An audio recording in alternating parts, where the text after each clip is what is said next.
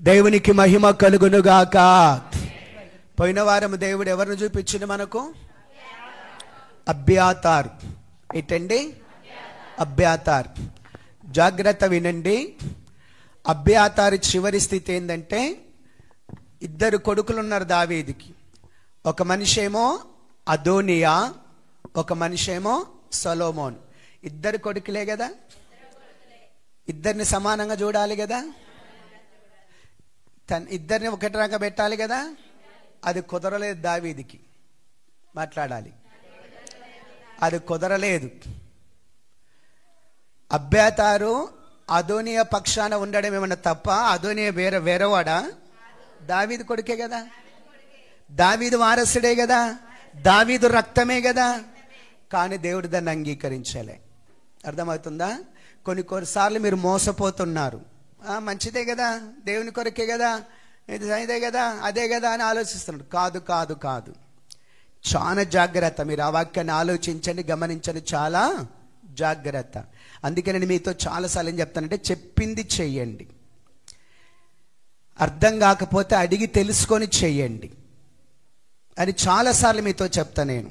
అట్లా కాకుండా మీరు మొండిగా ఆయన దావీదు కొడుకు, ఈయన దావీదు కొడుకు, ఆయన వారసుడే, ఈయన వారసుడే, ఆయన ఈయన రక్తం, ఈయన అని మాటలు మీరు మాట్లాడి చేస్తే మోసపోతారు సుమా. జాగ్రత్త. ఇది వాక్యం అర్థమైన వాళ్ళకి అర్థమవుతుంది, మిగతా వాళ్ళకి అర్థమో కాదు కూడా. అది మీరు గుర్తిస్తే మంచిదని మనవి చేస్తున్నాను. దేవునికి మహిమ కలుగునుగాక. కూర్చుందాం ఇక. రైట్, వాక్యంలోకి వెళ్ళిపోదాం. ఈ సమయంలో నేను మీకు ఒక మనిషిని చూపిస్తాను. కొంచెం త్వరగా ముందుకు సాగిపోదాం. గమనిస్తూ ఉండాలని మనవి చేస్తున్నాను. ఏ మనిషిని నేను మీకు చూపించాలనుకున్నా సరే చాలా విషయాలు దేవుడు బయలుపరుస్తున్నాడు. అసలు కొంచెం అట్లా మనిషి మీదకి దృష్టి వెళ్ళిపోతే చాలుగా చాలా సంగతులు దేవుడు బయలుపరుస్తా వస్తున్నాడు. అందుకే కొంచెం సమయం కంట్రోల్ చేయలేకపోతున్నాను. ఈరోజు ఒక మనిషిని మీకు చూపిస్తాను. ప్రార్థన పూర్వకంగా వినండి, చాలా జాగ్రత్తగా గమనించండి. దేవుని వాక్యం మీకు అర్థమైపోతే మీ జీవితాలు చాలా దీవెనకరంగా మార్చబడతాయి. రండి, సంఖ్యాకాండము 26వ అధ్యాయం. సంఖ్యాకాండం 26వ అధ్యాయం 59వ వచనాన్ని చదువుకుందాం. కాహాతు అమ్రామును కనెను. కాహాతు అమ్రామును కనెను. అమ్రాము భార్య పేరు యొకేబేదు. ఆమె లేవి కుమార్తె. ఐగుప్తులో ఆమె లేవికి పుట్టెను. ఆమె అమ్రాము వలన అహరోనును మోషేను వీరి సహోదరియగు మిరియామును కనెను. ఆ పేజ్ అట్లా పెట్టుకోనండి. ఒకసారి నిర్గమకాండానికి వద్దాం. ఆ పేజ్ అట్లానే పెట్టుకోనండి. నిర్గమకాండం 6వ అధ్యాయం. నిర్గమకాండం 6వ అధ్యాయం. మీరు తర్వాత 14వ వచనం నుండి చదువుకుంటారండి. ఇప్పుడు మాత్రము 18వ వచనం నుంచి చదువుదాం. కాహాతు కుమారులు అమ్రాము, ఇస్సాహారు, హెబ్రోను, ఉజ్జీయేలు. కాహాతు 133 ఏండ్లు బ్రతికెను. మేరారి కుమారులు మహాలి, మూసి వీరు తమ తమ వంశావళుల చొప్పున లేవి కుటుంబములు అమ్రాము తన మేనత్తైన యొకేబేదును పెళ్లి చేసుకొనెను. ఆమె అతనికి అహరోనును మోషేను కనెను. అమ్రాము 137 ఏండ్లు బ్రతికెను. చాల్. ఇందాక మనం చదువుకున్నటువంటి సంఖ్యాకాండం 26వ అధ్యాయం 59వ వచనములో ఒక స్త్రీ కనపడుతుంది. ఆమె పేరు యొకేబేదు. ఏట పేరది? యొకేబేదు. ఆమె భర్త పేరు అమ్రామ్. ఏంటండి? అమ్రామ్. సాధారణంగా ఈ విషయాలు కొంచెం మనం గానే గమనించకుండా చదివితే అమ్రామ్ అంటే ఆడ మనిషి పేరు అన్నట్టు, యొకేబేద్ అంటే మగ మనిషి పేరు అన్నట్టు కనపడుతుంది. అర్థమవుతుందా మీకేమన్నా? అమ్రామ్ అంటే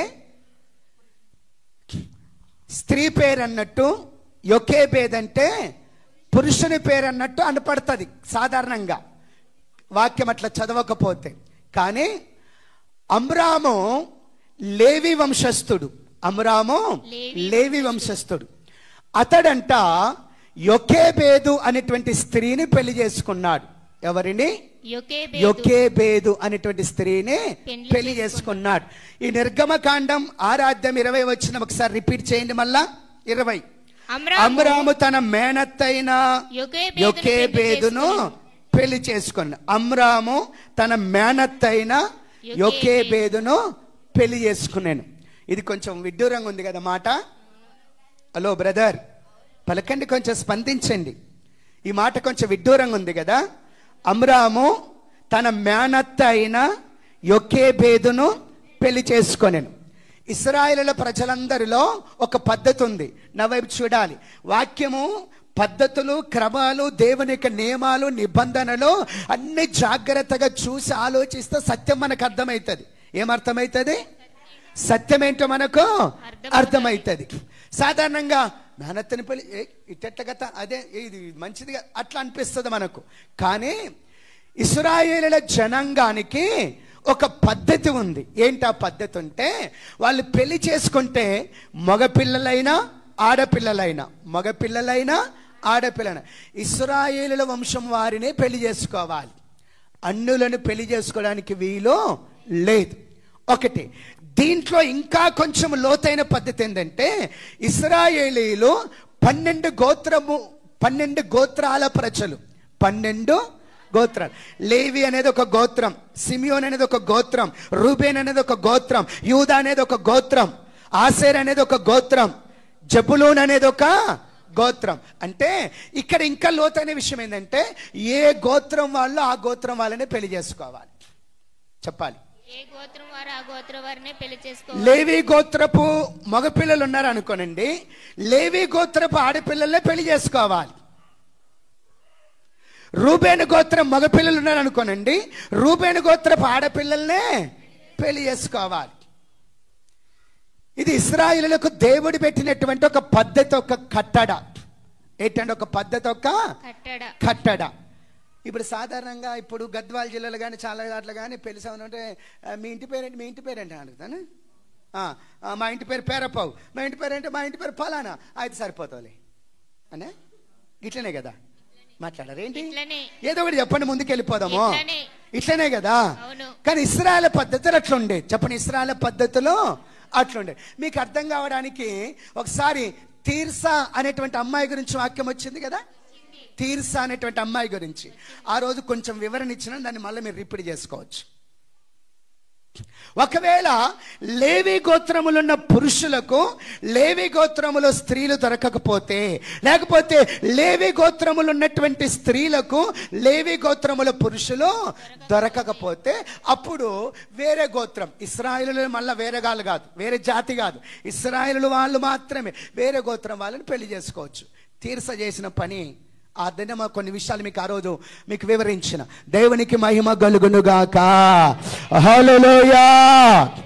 అందుకే లేవి గోత్రీకుడైనటువంటి కహాత్ అనేటువంటి ఒక మనిషి, అతను కొంతమంది కుమారులు ఉన్నారు. వారిలో ఒక కుమారుడు అమ్రామ్. ఈ అమ్రామ్ అనేవాడు లేవి గోత్రానికి సంబంధించిన వాడు, లేవి గోత్రములో పుట్టినవాడు, లేవి గోత్రానికి ఇదిగో వారసుడైన వాడు. అతను పెళ్లి చేసుకుంటున్నప్పుడంట లేవి గోత్రములలో తనకు సరిపోయేటువంటి వయసు కలిగిన అమ్మాయి దొరకలేదేమో బహుశా, లేకపోతే ఏంటో పరిస్థితి. తన మేనత్తైన యొకేబేదును పెళ్లి చేసుకొనేను. ఏం పేరు అది? యొకేబేదును పెళ్లి చేసుకున్నాను. మరి మేనత్తని ఎట్లా చేసుకున్నానంటే దేవునికి మహిమ కలుగునుగాక. హల్లెలూయా. అది అక్రమ సంబంధము కాదు కాబట్టి, పెళ్లి సంబంధం పెళ్లి ద్వారా జరుగుతుంది కాబట్టి అది దేవుని దృష్టిలో క్రమపరచబడినదే. ఏంటంటే దేవుని దృష్టిలో కాబట్టి ఒక గోత్రం వాళ్ళు అదే గోత్రం వాళ్ళను యథార్థంగా దేవుని చిత్తములో దేవుని సంకల్పములు తెలుసుకొని పెళ్లి చేసుకుంటే ఆ పెళ్లి కూడా దేవుని దగ్గర అంగీకరించబడుతుంది. ఎందుకంటే వివాహం అన్ని విషయములలో ఘనమైనది. మీకు ఒక మాట తెలుసా, అన్ని విషయములని పైన ఉంటది, కింద పుట్నౌట్ లో అందరిలో ఉంటది. ఏంటి చెప్పండి? అందరిలో. పలకండి. అందరిలో. వివాహము అందరిలో ఘనమైనది. అట్లా పలకాల. అంటే వివాహం అన్న తర్వాత ఎవరు చేసుకున్నది ఘనమైనదే చెప్పాలి. ఎవరు చేసుకున్నా అంటే వివాహానికి దేవుడు అంత ప్రాముఖ్యత ప్రాధాన్యత ఇస్తున్నాడు. అందుకొరకే వివాహ విషయంలో యవనస్తురాలు ఎవరు కూడా తొందరపడకూడదు. దేవుని చిత్తాన్ని తెలుసుకోవాలి, దేవుని సంకల్పం తెలుసుకోవాలి, దేవుని నడిపి ఇప్పుడు వీళ్ళు ఇక్కడ ఎందుకు చేసుకున్నారు ఈ సంగతి అంటే అది దేవుడు నియమించిన పద్ధతి. ఒకవేళ ఎవరికైనా యవనస్తులకి సంగతి అర్థం కాకపోతే 20 తారీఖు దాటిన తర్వాత నేను మందిరంలో ఉంటాను, రండి, 1 గంట 2 గంటలు కూర్చొని మనం ఆలోచన చేద్దాం, డిస్కషన్ చేద్దాం. ఏం చేద్దాం చెప్పండి?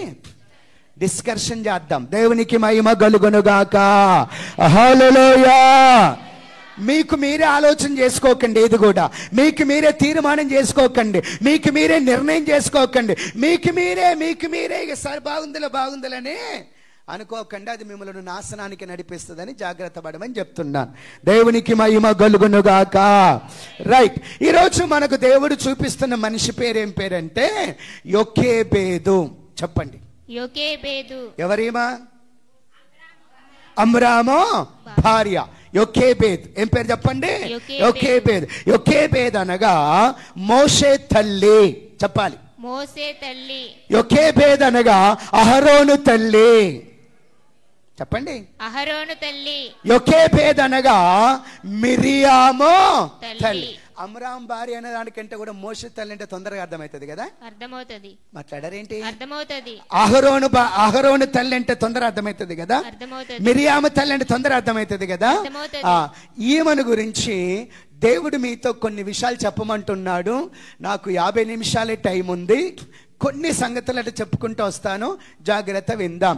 యోకేబేదు అనగా యెహోవా మహాత్మ్యము గలవాడు అని అర్థం. రాసుకోండి మాట. యోకేబేదు అనగా యెహోవా మహాత్మ్యము గలవాడు. పలకండి ఒకసారి. యోకేబేదు అనగా యెహోవా మహాత్మ్యము గలవాడు. ఈ పేరు అంత మంచిగా లేనట్టుంది కదా, మొరటుగా ఉంది కదా. ఈ కాలంలో ఈ కంప్యూటర్ గట్టాంటి పేరు ఏంటి? గూగుల్లో చూసి కొట్టుకుంటే ఓ పేరు వస్తుంది, దాన్ని పెట్టుకున్నాను. కానీ గీదేమని యోకేబేదు ఏంటండి? యోకేబేదు ఏంది బేదులు పెట్టినట్టు అంటుంది వీళ్ళు. యోకేబేదు.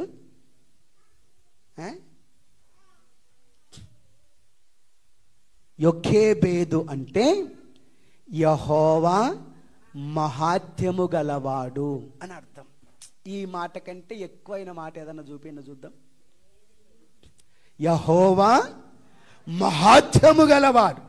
ఇంతకంటే శ్రేష్టమైన మాట, ఎక్కువైన మాట ఏదన్నా ఒకటి చూపియండి. ఆ పేరేమో అట్లుంది పలకడానికి, దాని అర్థమేమో ఇట్లుంది. యోకేబేదు గురించి కొన్ని విషయాలు మీకు త్వరగా జ్ఞాపకం చేస్తాను, లేక చూపిస్తాను. ప్రార్థన పూర్వకం గమనించుదాం. ఒకసారి చప్పట్లు కూడా దేవుని స్తుతిద్దామా?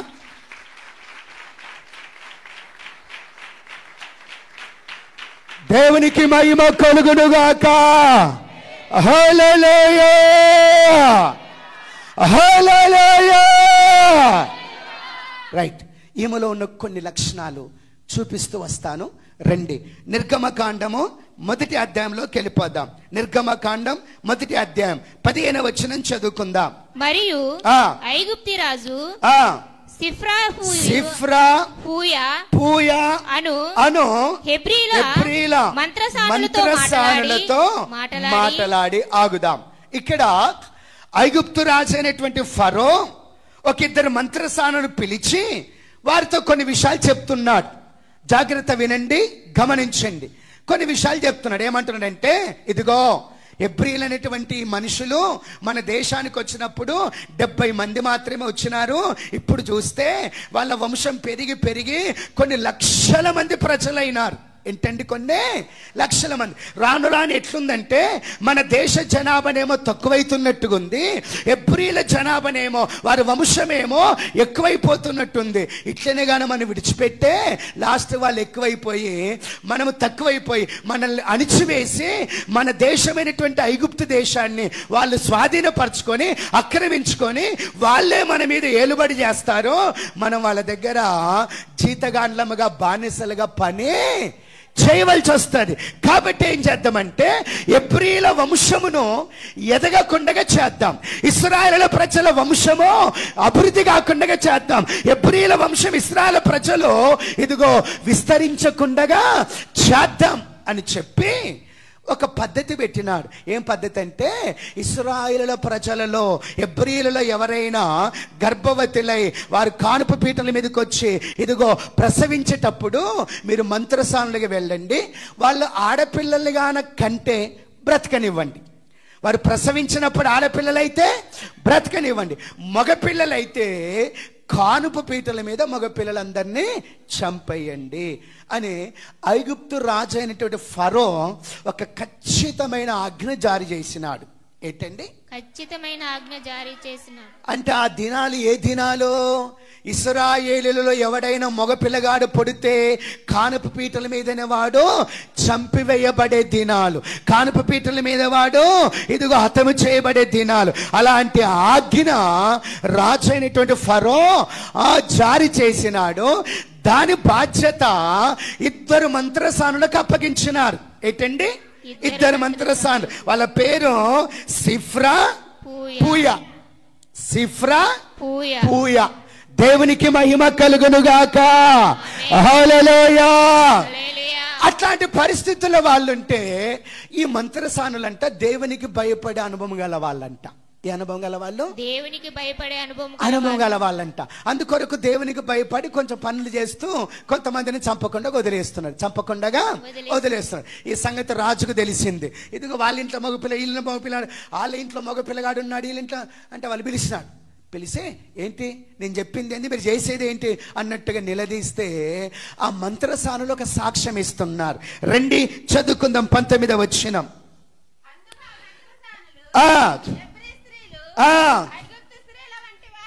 ఎబ్రీ స్త్రీలు ఐగుప్తు స్త్రీల వంటి వారు కారు, వారు చురుకైన వారు. హల్లెలూయా. ఎబ్రీ స్త్రీలు ఐగుప్తు యొక్క స్త్రీల వంటి స్త్రీలు కారు. మరి ఎబ్రీ స్త్రీలు ఎలాంటి వాళ్ళు? ఎబ్రీ స్త్రీ యొక్క ఆ గుణం ఎలాంటి గుణము? ఎబ్రీ స్త్రీలకు ఆలోచన ఎలాంటి ఆలోచన? ఎబ్రీ స్త్రీలకు నడిపింపు ఎలాంటి నడిపింపు? ఎబ్రీ స్త్రీలు పనిచేస్తున్న జ్ఞానం ఎలాంటి జ్ఞానం? చురుకైన జ్ఞానం. ఈ మాట ప్రపంచమున్నంత వరకు, లోకమున్నంత వరకు క్రైస్తవులకి ఎప్పటికప్పుడు అప్లై చేయబడుతుండాలి. క్రైస్తవులకి ఎప్పటికప్పుడు ఇది అన్వయించబడుతూ ఉండాలి. ఏమనాలంటే, ఇదిగో సిసిఎస్ బేతెలు సంఘములు ఉన్న స్త్రీలు, ఎర్రవల్లిలో ఉన్న స్త్రీల వంటి వారు కారు, వారు చురుకైన వారు. గద్వాల జిల్లాలో ఉన్న క్రైస్తవ స్త్రీలు లోకములో ఉన్న స్త్రీల వంటి వారు కాదు, వారు చురుకైన వారు. తెలంగాణ ఆంధ్రప్రదేశ్లో ఉన్న స్త్రీలు ఆ లోకస్తులు ఉన్నటువంటి స్త్రీల వంటి వారు కాదు, వారు ఏమై ఉన్నారు? ఈ మాట ఎప్పటికప్పుడు నీ గురించి చెప్పబడాలి. ఈ మాట ఎప్పటికప్పుడు నీ గురించి చెప్పబడాలి. ఈ సాక్ష్యం ఎప్పటికప్పుడు నీ గురించి చెప్పబడాలి. ఏంటండి మాట్లాడారేంటి? నీ గురించి ఎప్పటికప్పుడు చెప్పబడాలి. ఎప్పుడు నిద్రమకం వేసుకొని, ఎప్పుడు మొద్దుమకం వేసుకొని, సంఘంలో ఎప్పుడు మౌనమకం వేసుకొని, ఏంటండి నిద్రమకం, మొద్దుమకం.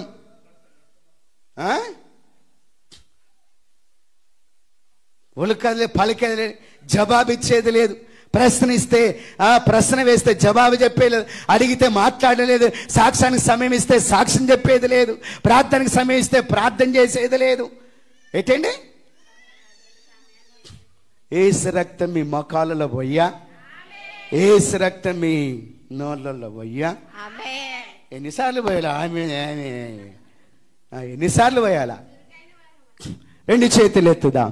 హల్లెలూయా, దేవునికి మహిమ కలుగునుగాక. వారంతా చురుకైన వారు. చెప్పాలి ఆ మాట. ఆ టైంలో ఐగుప్తు దేశంలో ఉన్నటువంటి ఎబ్రీ స్త్రీలందరికీ వర్తిస్తుందో లేదో నాకు తెలియదు, కానీ నేను దాని గురించి మాట్లాడట్లేదు. కానీ యొకేబేదుకు మాత్రము 100% అది వర్తిస్తుంది. అంటే యొకేబేద్ అనేటువంటి స్త్రీ ఎట్లాంటిది? చురుకైన స్త్రీ. ఏంటండి? చురుకైన స్త్రీ.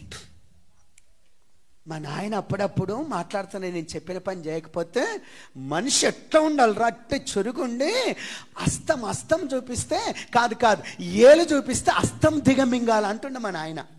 ఏంటండి? ఏలు చూపిస్తే అస్తమే దిగమింగేటట్టు ఉండాలి, అట్లా ఉండాలా. ఆ న్యూస్ రాస్తుంది, ఈ న్యూస్ రాస్తా పక్కన ఎట్లా చేస్తాను అంటుంటా.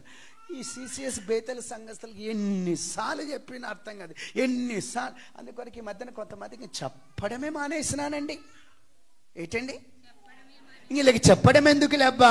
చెప్పిన చేసేటట్టు కనపడట్లేదు, చెప్పిన అర్థమయ్యేటట్టు కనపడట్లేదు, చెప్పిన వీళ్ళు సరి చేసుకునేటట్టు చెప్పిన వీళ్ళు లోబడేటట్టు కనబడట్లేదు. చెప్పడమే మానేసినానండి. దేవునికి మహిమ కలుగునుగాక. సంఘములో నా ప్రియమైన దేవుని ప్రజలారా, ఇదిగో నువ్వు ఒక చురుకైన మనిషివై ఉండాలి. బ్రదర్, ఇది స్త్రీ వాక్యం అనుకోవద్దు. సంఘములో నువ్వు ఒక చురుకైన మనిషివై ఉండాలి. సంఘములో నువ్వు ఒక చురుకైన పాత్రవై ఉండాలి. సంఘములో నువ్వు ఒక చురుకైన పనిముట్టువై ఉండాలి. సంఘములో నువ్వు ఒక చురుకుదనము కలిగిన మనిషివై ఉండాలి. దేవునికి మహిమ కలుగునుగాక. హల్లెలూయా. టైం లేదు కానీ చురుకుగా పని చేయుట, చురుకుతనము కలిగి ఉండుట గొప్ప భాగ్యం అంట. సామెతల గ్రంథంలో ఈ మాట ఉంది. ఏంటండి? చురుకుగా పని, చురుకుతనము కలిగి ఉండుట గొప్ప భాగ్యం అంట. దేవునికి మహిమ కలుగునుగాక. అంటే ఈమె ఏ మనిషి? యొకేబేద్ అనేటువంటి మనిషి మనిషి చురుకైన మనిషి. అంటే చురుకైన మనిషి అంటే ఎవరు? గొప్ప భాగ్యవంతురాలు. చెప్పాలి, గొప్ప భాగ్యవంతురాలు. తర్వాత మీరు రెఫరెన్స్ సిస్టర్ తెలిసినట్టుంది, అడుక్కొని తర్వాత చెప్పుకోనండి. ఇప్పుడు మనకి టైం చదిపోదు, ముందుకు వెళ్ళిపోదాం. రెండు చేతులు ఎత్తుదాం. హల్లెలూయా. చూడండి, ఈ యొకేబేదు చురుకైన స్త్రీ అయితే ఈ రాజు ఆజ్ఞ ఇచ్చేసరికి అప్పటికి ఆమె ఒక ఇద్దరు పిల్లల్ని కన్నది.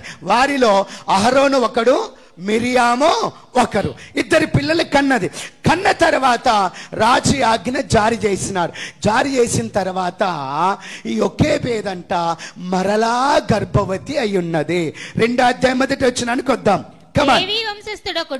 లేవి వంశస్థుడొకడు వెళ్ళి లేవి కుమార్తెని వివాహము చేసుకొనెను. ఆ స్త్రీ గర్భవతి అయి కుమారుని కని వారు సుందరుడై ఉండుట చూచి 3 నెలలు వానిని దాచెను. చప్పట్లు కొడదాం.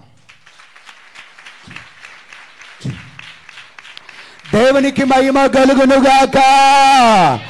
హల్లెలూయా. ఫస్ట్ ఒక కుమారుని కన్నది.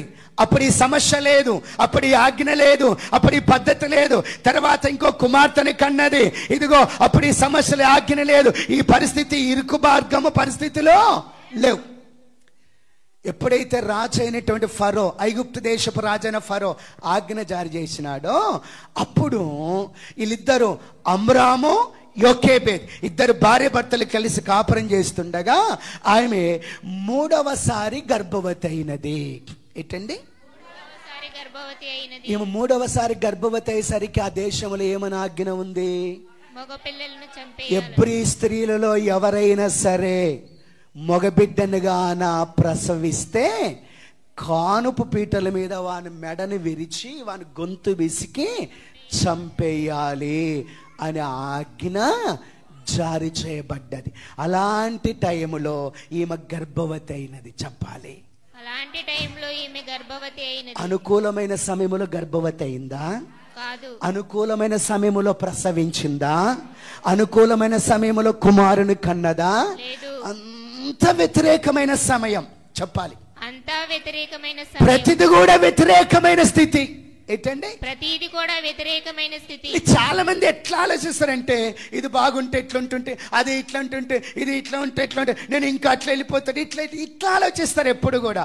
అసలు బైబుల్లో మనం ఏ వ్యక్తిని తీసుకున్నా, దేవునికి అనుకూలంగా, దేవునికి ఇష్టకరంగా, దేవుని దగ్గర సాక్ష్యం కలిగి, సంఘముల సాక్ష్యం కలిగి బ్రతకగలిగిన ఏ వ్యక్తిని తీసుకున్నా ఆ వ్యక్తికి అనుకూలతలో లేవు.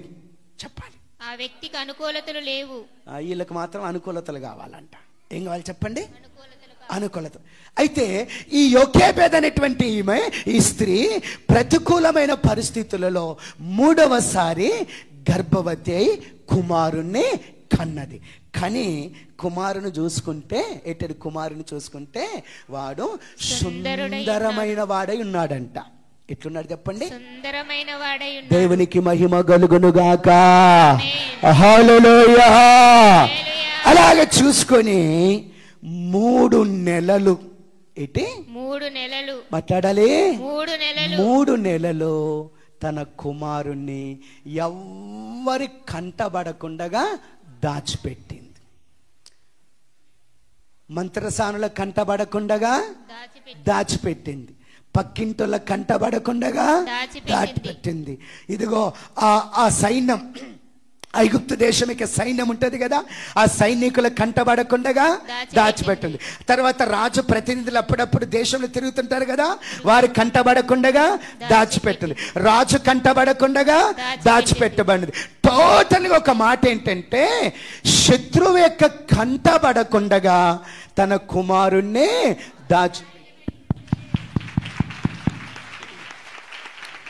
దేవునికి మహిమ కలుగునుగాక. హల్లెలూయా, హల్లెలూయా. అంటే తన పిల్లలు శత్రువు కంటబడకుండగా, తన పిల్లలు శత్రువులకు దొరకకుండగా, తన పిల్లలకు మరణము రాకుండగా, తన పిల్లలు ఇదిగో శత్రువులు అపహరించుకోకుండగా, తన పిల్లలను బహు భద్రముగా, బహు జాగ్రత్తగా దాచిపెట్టగల తల్లి యోకేబేద్. దేవునికి మహిమ కలుగునుగాక. హల్లెలూయా. నా ప్రియమైన తల్లులారా, ఓ స్త్రీలారా, మీ పిల్లల విషయం ఏంటి? ఓ అన్నలారా, ఓ తండ్రులారా, మీ పిల్లల విషయం ఏంటి? మీ పిల్లలు శత్రువుకు దొరకకుండగా, శత్రువు కంట పడకుండగా, మరణమునకు దొరకకుండగా, మరణమునకు సమీపించకుండగా, ప్రతికూలమైన పరిస్థితులలో, వ్యతిరేకమైన పరిస్థితులలో యోకేబేదు తన కుమారుణ్ణి దాచిపెట్టినట్టుగా మీ పిల్లలని దేవుని వాక్యములో భద్రముగా దాచిపెడుతున్నారా? మీ పిల్లలను పరిశుద్ధాత్మ నడిపింపులో భద్రముగా దాచిపెడుతున్నారా? మీ పిల్లలను దైవజను నడిపింపులో భద్రముగా దాచిపెడుతున్నారా?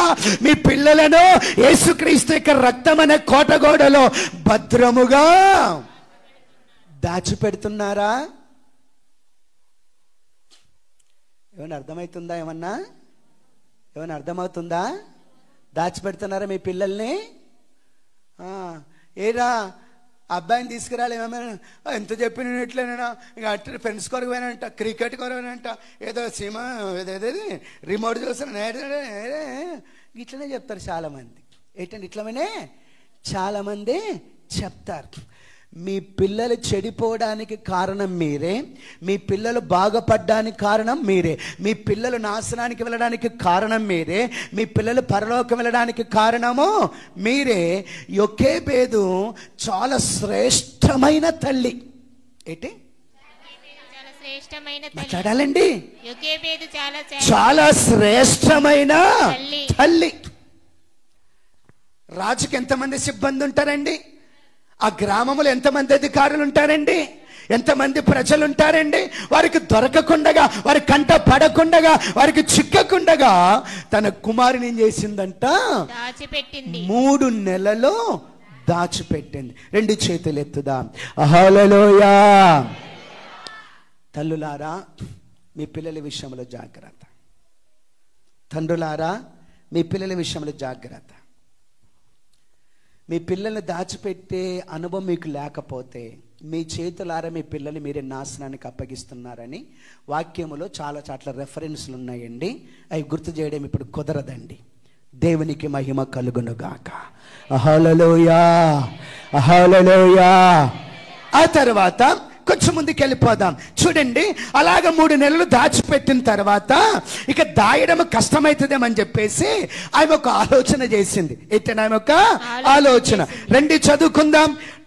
3వ వచనం. తరువాత ఆమె వాని దాచలేక వాని కొరకు ఒక జమ్మి పెట్టెను తయారు చేసి దానికి జిగట మన్నును కీలును పూసి అందులో పిల్లవానిని పెట్టి ఏటి యొట్టున జమ్ములో దానిని ఉంచగా.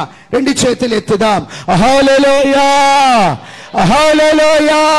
కొంచెం చూడండి, ఇక దాచడం కష్టం అనుకుంది. ఏమనుకుంది? దాచడమో కష్టం అనుకుంది. కానీ పిల్లగాడు మాత్రం బ్రతకాల, తన కుమారుడు మాత్రము బ్రతకాల. తన కుమారుని పట్ల దేవుని చిత్తం ఏదో ఉంది, తన కుమారుని పట్ల దేవుని ప్రణాళిక ఏదో ఉంది. దేవుడు వట్టిగా నాకు కుమారుని ఇవ్వలేదు, దేవుడు వట్టిగా నాకు సంతానం ఇవ్వలేదు. ఇదిగో ఈ కష్టమైన పరిస్థితులలో, ఈ వ్యతిరేకమైన పరిస్థితులలో దేవుడు మరలా నా గర్భాన్ని కనికరించినాడంటే, మరలా నా గర్భాన్ని దర్శించినాడంటే, మరలా నా గర్భాన్ని దీవించినాడంటే, మరలా నాకు కుమారుని ఇచ్చినాడంటే, నా కుమారుని పట్ల దేవుని చిత్తమో ఏదో ఉన్నది. కాబట్టి వాడు చావకూడదు అని ఒక నిశ్చయతలోకి వచ్చి ఒక చక్కటి పని చేస్తా ఉంది. దేవునికి మహిమ కలుగునుగాక. హల్లెలూయా.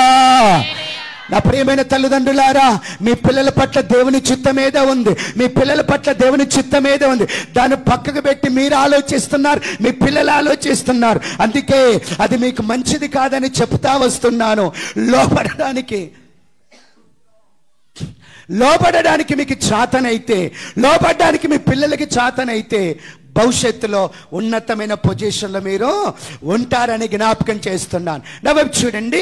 అప్పుడు ఏం చేసిందంటే ఒక జమ్ము తీసుకొచ్చి జమ్ముతో ఒక గంప అల్లింది. ఒక గంప అల్లిన తర్వాత దానికి మట్టి పూసింది. ఆ తర్వాత దానికి కీలు పూసింది. కీలు అంటే జిగుటతో ఉంటుంది అన్నమాట. ఏమన్నారు బ్రదర్? కీలు అంటూ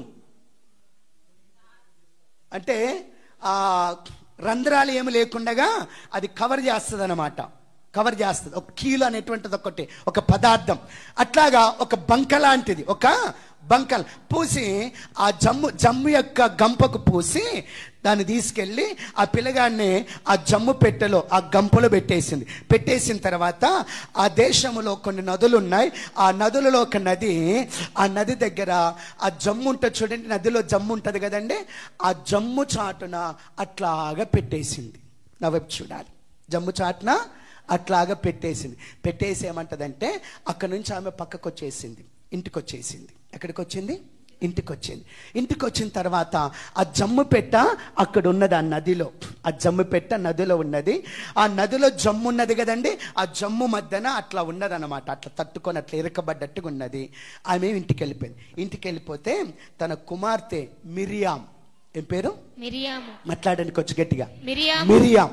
తమ కుమార్తె మిరియామికి ఏం చెప్పిందంటే, ఇదిగో ఆ జమ్ము పెట్టెలో బాబున్నాడు లేక తమ్ముడున్నాడు, అది ఎక్కడికి పోతుందో, దాని ఎమ్మడ ఎట్లుంటుందో చూసుకుంటుండే, నువ్వు జాగ్రత్తగా కనిపెట్టమని చెప్తాది. 2 చేతులు ఎత్తుదాం. హల్లెలూయా. ఈ మిరియాం ఏం చేస్తుంది తెలిసిన? తల్లి ఇంటికి వెళ్ళిపోయింది, బాధ్యత అప్పగించి. మాట్లాడాలి. యోకేబేద్ ఎక్కడికి వెళ్ళిపోయింది? ఇంటికి వెళ్ళిపోయింది. ఇప్పుడు బాధ్యత ఎవరిది? మిరియాముది. మాట్లాడాలి. మిరియాం అంటే ఒక 20 సంవత్సరాల అక్క అనుకుంటున్నారా? ఎంత ఉండొచ్చు బహుశా?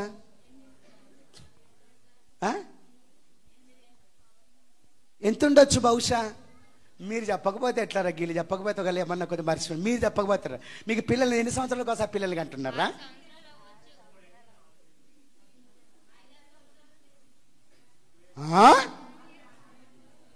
అమ్మ కొంచెం పెద్ద మనుషులని చెప్పండి తల్లి. ఎన్ని సంవత్సరాల పిల్లలు కన్నారు తల్లి మీరు? ఒకరి తర్వాత ఒకరు ఎన్ని సంవత్సరాలు కన్నారు? 3 సంవత్సరాలు లేకుంటే 4 సంవత్సరాలు, అంతేనా? అహరోను పెద్దోడు, ఏంటి చెప్పండి అనుకుందాం. మిరియాము చిన్నది అనుకుందాం. ఏమనుకుందాం? చిన్న ఆ తర్వాత మోషే. ఏంటి చెప్పండి? అంటే మోషే కంటే ఎన్ని సంవత్సరాలు పెద్దది? ఒక 4 సంవత్సరాలు, మహా అంటే 5 సంవత్సరాలు. అవునా? మాట్లాడాలండి కొంచెం. అంటే 4-5 సంవత్సరాల పిల్లకి ఎంతటి బాధ్యత అప్పగించింది చూడండి ఒకసారి. మీకు అర్థమవుతుందా? ఏమైనా అర్థమవుతుందా? చిన్న పిల్లలు సార్, వాళ్ళకి ఏం తెలుసు? పిల్లలు సార్, వాళ్ళు చిన్న హృదయం గల సార్, హృదయం బాధపడతారు సార్, వాళ్ళకి ఏం తెలుసు? నాశనానికి వెళ్తారు వాళ్ళు, చూసుకుంటూ కూర్చుందో అప్పుడు తెలుస్తుంది నీకు, నీ భార్యకు. చిన్న పిల్లలు సార్, వాళ్ళకి ఏమో ఆట మీద పన్నారు సార్ చిన్న పిల్లలు. ఏంటి చెప్పండి? ఆట మీద పన్నారు చిన్న పిల్లలు. చిన్న పిల్లలు ఏంటి చెప్పండి? ఇప్పుడు ఈ పిల్ల ఎంత పిల్ల? మాట్లాడండి అమ్మా. కొంచెం మరి అమ్మ నోట్ తెలిసి మాట్లాడు ఒకసారి. 10 మంది ఎంతో మందిని అన్నావు కదా. ఎన్ని సంవత్సరాల కొరకు అన్నావు? 3 ఏళ్ళ కొరకు అన్నావు. పోనీ 5 ఏళ్ళు అనుకుందాం. 5 ఏళ్ళు ఏంటమ్మా గులేరమ్మా? కొంచెం మాట్లాడు. పిల్లలకి అన్నారు కదా, ఎన్ని సంవత్సరాలకు పిల్లలకి అన్నావు నువ్వు?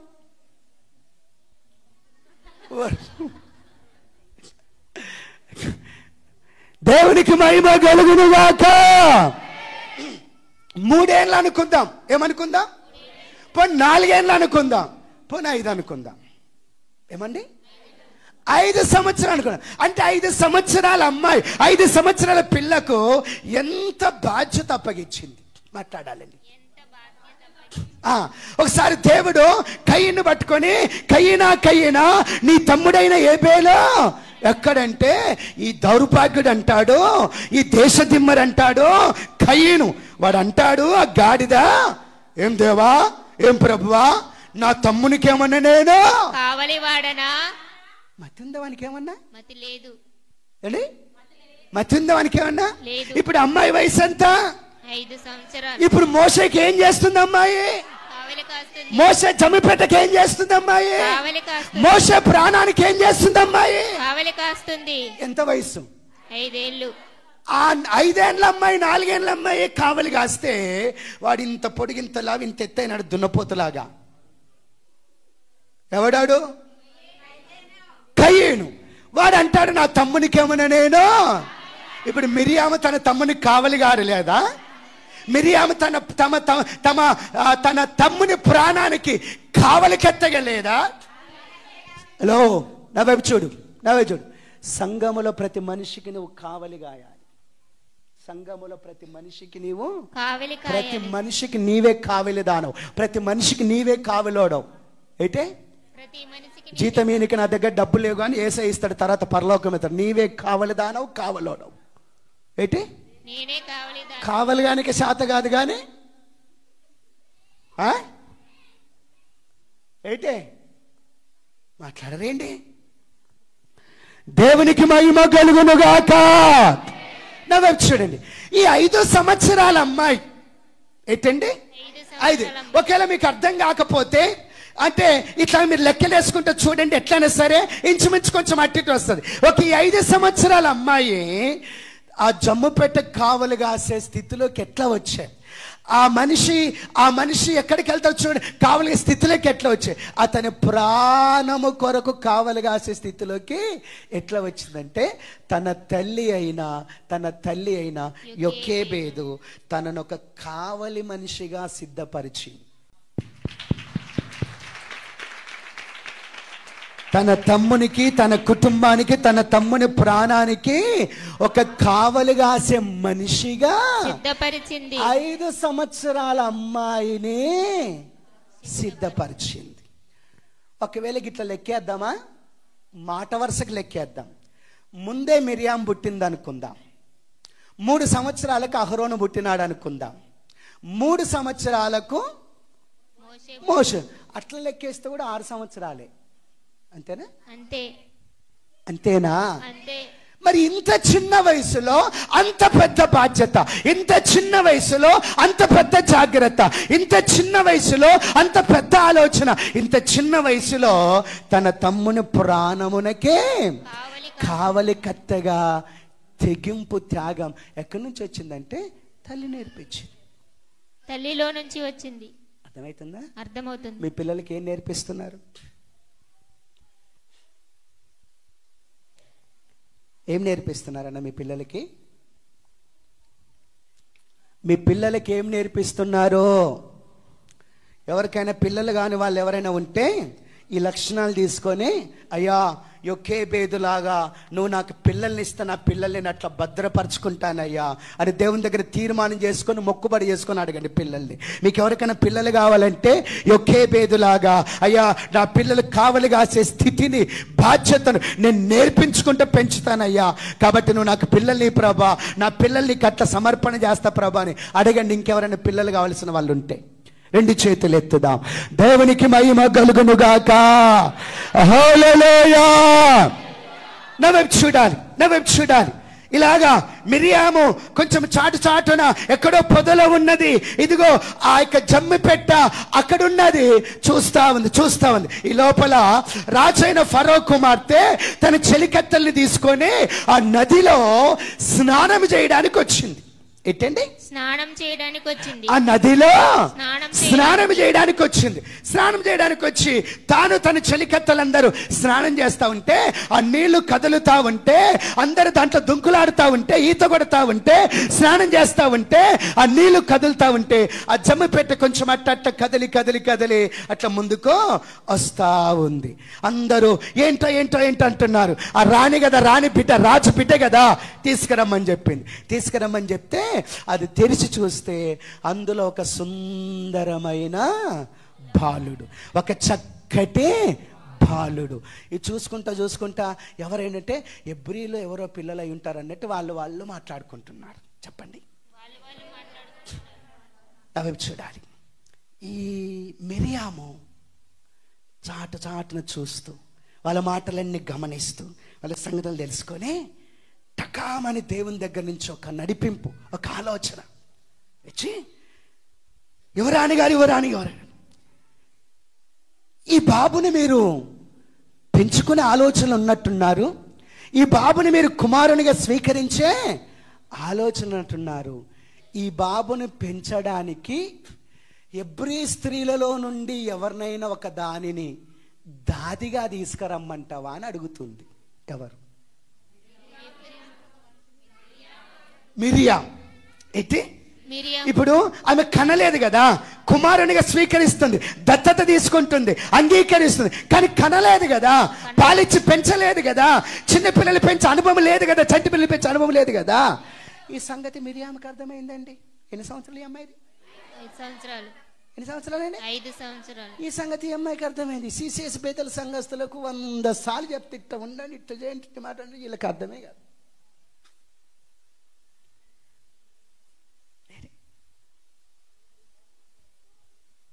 మళ్ళీ ఒకటి బిల్డప్, మేము CCS బేతల సంఘస్థులం, మేము ఆనోకాయ గారి విశ్వాసం, మేము ప్రేయర్ టీం వల్లం, మేము కోయిర్ టీం వల్లం, మేము సింగరం, మేము పరిచారకులం. ఏంటండి? 100 సార్లు చెప్పిన అర్థం కాదు. అందుకే మధ్యకాలంలో ఎవరైనా వచ్చేదని మాట్లాడితే ఒకసారి చెప్తున్నా అంటే, ఇంకా సరే మరి మీకు దోసింది, మీ ఇష్టమైనది చేయండి అని చెప్పేస్తున్నా. అసలు విషయం ఏంటంటే, మీరు గాన మిరియాములాగా గ్రహింపు కలిగి, జ్ఞానము కలిగి, నడిపింపు కలిగి ఉంటే, ఇన్ని సంవత్సరాలు నాతో ఉన్నారు కదా, నా నడిపింపు చూసినారు కదా, నా దేవుడు నాతో మాట్లాడుతున్న మాటలు వచనం విన్నారు కదా, నా కళ్ళను చూసి మీరు పని చేయాల, నా కళ్ళను చూసి మీరు పని చేయాల, నా కవలికలను చూసి మీరు పని చేయాల. పొద్దుముకులు. ఈ అమ్మాయికి, ఆ అమ్మాయి అంటే ఆ యువరాణి పాలు ఇవ్వలేదని ఎట్లా తెలిసింది? అమ్మాయికి పిల్లలు కన్నదా? భర్తతో కాపురం చేసిందా? ఏంటండి? ఎట్లా తెలిసింది? ఆమె పెంచలేదన్న సంగతి ఎట్లా తెలిసింది? అరే, ఒక చంటి బిడ్డని పెంచడానికి ఎవరైనా ఒక దాది కావాలన్న సంగతే ఎట్లా వచ్చింది? ఈ మిరియాము చూడండి, ఇప్పుడు ఈమె రాణి ఒక్కతే వచ్చిందండి స్నానం చేయడానికి. మాట్లాడాలండి ప్లీజ్. ఒక్కతే వచ్చిందా? ఆమెతో పాటు చాలా మంది చెలికత్తలు ఉన్నాయి కదా, ఉన్నారు కదా, మరి వాళ్ళలో ఒకరు పెంచారా? అర్థమవుతుందా?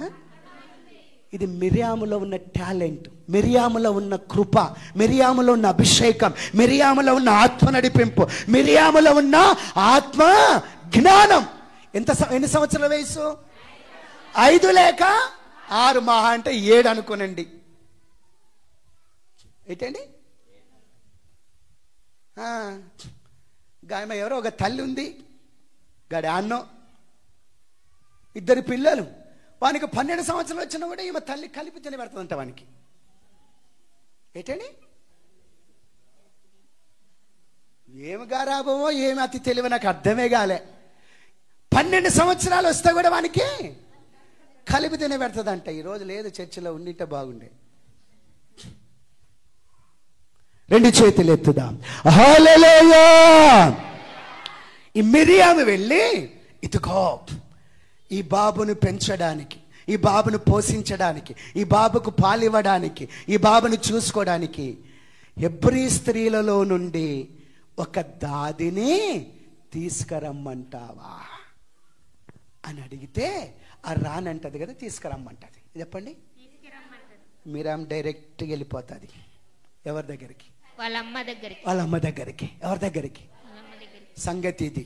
నేను ఇట్లా చూసుకుంటున్నా, ఇట్లా కావలి కాసుకుంటున్నా, ఇట్లా జరుగుతూ వస్తుంది, ఇట్లా అయిపోయింది, ఇట్లా రాని వచ్చింది, ఇట్లా వచ్చినారు, ఇట్లా కలిసి ఇట్లా మాట్లాడినాను, ఇప్పుడు దాది కావాలంట.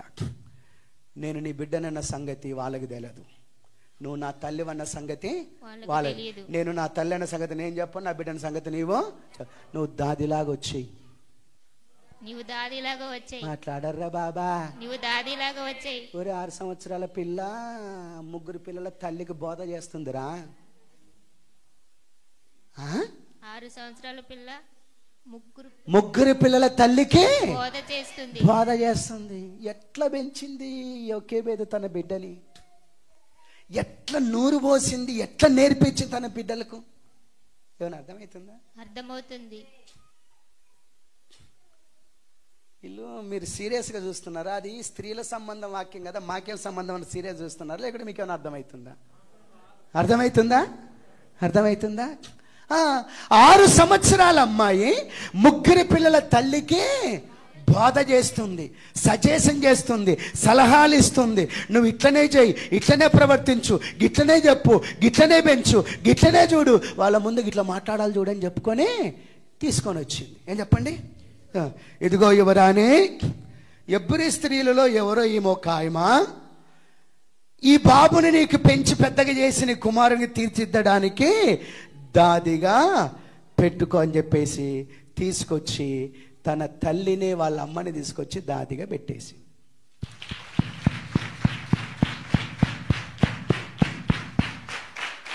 దేవునికి మహిమ కలుగునుగాక. నిజంగా చెప్పండి, ఆ టైంలో యోకేబేదుకి ఎంత సంతోషమైంటది కదా.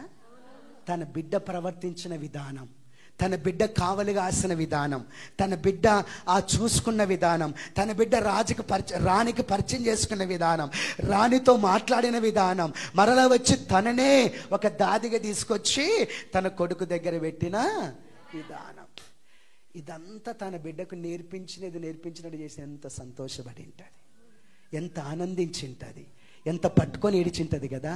నువ్వు నాకంటే గొప్పదాను బిడ్డ, నాకంటే జ్ఞానవంతురాలు బిడ్డ, నాకంటే భక్తిరాలు బిడ్డ, నాకంటే శ్రేష్టమైన నడిపింపు బిడ్డ నీలో ఉన్నది, నాకంటే ఉన్నతమైన అభిషేకం అని అనింటది అంటారా? మాట్లాడాలండి, అనింటది అనుకుంటున్నా నేను. మీ పాస్టర్ నీ గురించి అట్లా అనాలా?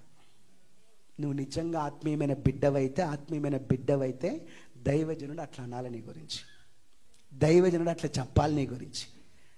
దైవజనుడు నీ ముందు అట్లా కన్నీళ్లు గారుస్తూ ఏదైతే ఆనంద బాష్పాలు, సంతోషముతో కన్నీళ్లు అన్నట్టుగా అట్లాగా చెప్పాలి. ఎంత సంబరపడి ఉంటుందండి ఇప్పుడు ఈ టైంలో యోకేబేదు.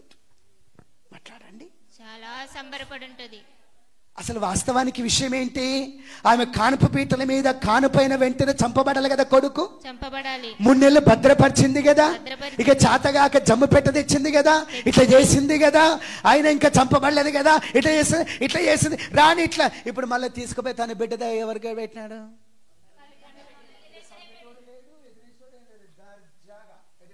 దర్జాగా. ఏ స్థితిలో నుంచి ఏ స్థితిలోకి వచ్చింది యోకేబేదు? భయపడే స్థితిలో నుండి ధైర్యంగా ఉండే స్థితిలోకి వచ్చింది. అంత తేలికైన పని అంటారా? కాదు. మాట్లాడాలి. కాదు. వీళ్ళు ఏవట్లా ఫీల్ అవుతారంటే వాళ్ళు నన్ను అట్లా అనుకుంటా నేను ఎంత ఎదుగుతుంటాం, వీళ్ళు నన్ను ఇట్లా అనుకుంటే ఎంత ఎదుగుతుంటాం, నా భర్త నాకు ఇట్లా సహకరిస్తే నేను ఎట్లా ఉంటుంటాను, నా భార్య నా మాట వింటే నేను ఎట్లుంటుంటాం, మా అబ్బాయిలో ఎట్టు మా ఇరుగు పొరుగు వాళ్ళు నన్ను గాన మంచిగా ప్రేమించింటే నేను ఎట్లుంటుంటాను. చల్లని మాటలు మాట్లాడతారు, చల్లని మకాలు, చల్లని రూపాయలు సందలేసినట్టుగా. ఏంటండి? రెండు చేతులు ఎత్తుదాం. దేవునికి మహిమ కలుగునుగాక. హల్లెలూయా.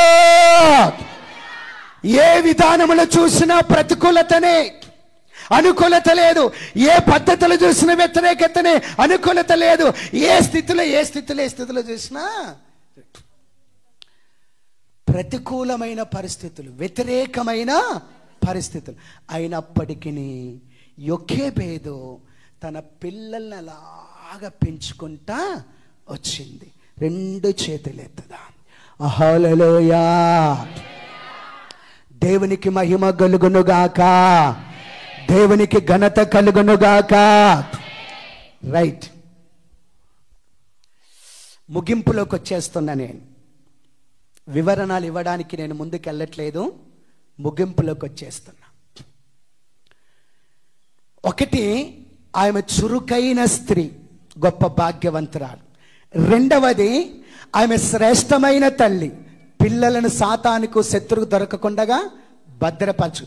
మూడవది, తన పిల్లలకు కావలి కాసే అలవాటు నేర్పించగలిగిన తల్లి. ఏంటండి? కావలి కాసే అలవాటు నేర్పించగల తల్లి. మూడవది.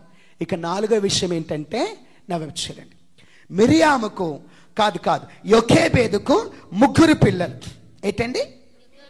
యొకేబేదుకు ముగ్గురు పిల్లలు. రెండు చేతులు ఎత్తుదాం. హల్లెలూయా. మొదటివాడు అహరోన్.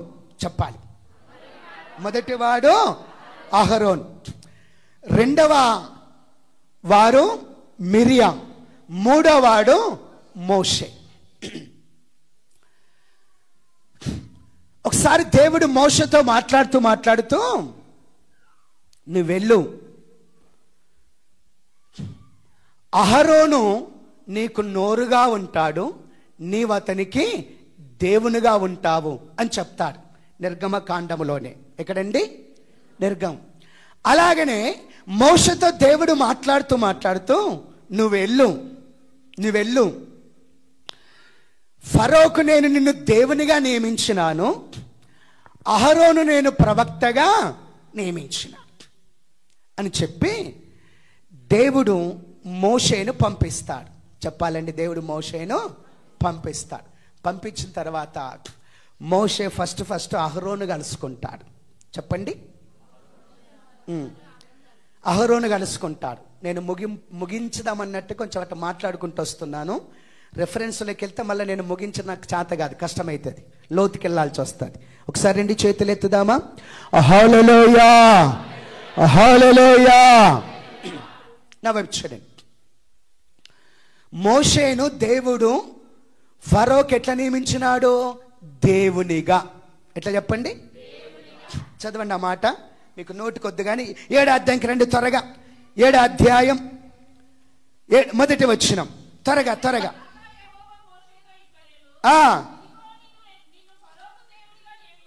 నిన్ను ఫరోకు దేవునిగా నియమించి తిని, నీ అన్న అహరోను నీకు ప్రవక్తగా ఉండును. ఒక్కసారి కొంచెం 6వ అధ్యాయములో ఒక మాట చదువు. 29వ వచనం.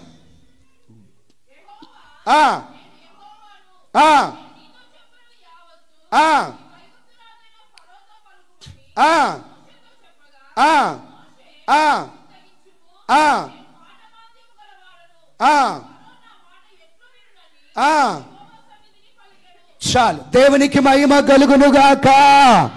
హల్లెలూయా. ఈ సందర్భాలన్నీ కూడా ఉద్దేశిస్తే నా వైపు చూడాలి.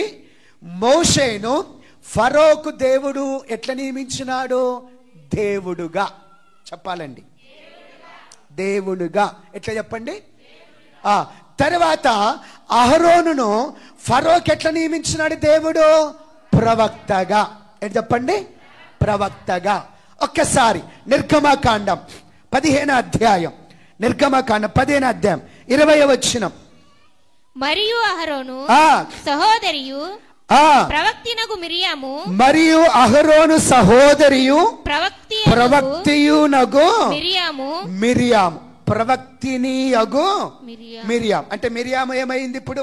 ప్రవక్తి. ఇప్పుడు నా వైపు చూడండి. ఇక ముగ్గురు గురించి 3 మాటలు చెప్పేసి ముగించేస్తా. నా వైపు చూడండి, బైబిల్ చూడకండి. ఇక దేవునికి మహిమ కలుగునుగాక. హల్లెలూయా. ఈ యొకేబేదు యొక్క పిల్లలు మోషే. ఫరోకి ఎవరి స్థానములో ఉన్నాడు? దేవుని స్థానములో. ఏంటండి? ఇప్పుడు ఐగుప్తు దేశానికి దేవుడెవరు? ఫరోకి దేవుడెవరు? ఫరో రాజ్యానికి దేవుడెవరు? ఏంటండి? మోషే. ఎవరిని దేవుడిగా ఎవరు నిర్ణయించినాడు మోషేని? దేవుడే. ఏడు చెప్పండి. ఫరోకు దేవుడైన మోషే ఎవరి కొడుకు? మాట్లాడండి కొంచెం. ఫరోకు దేవుడైన మోషే ఎవరి కొడుకు? నీ కొడుకుకి ఏం సాక్ష్యం ఉందక్క? నీ కొడుకుకి ఏం సాక్ష్యం ఉంది అన్నా? నీ కొడుకు ఏం సాక్ష్యం ఉంది? ఏంటి? షాలేం రాజ్ నీ కొడుకు ఏం సాక్ష్యం ఉంది?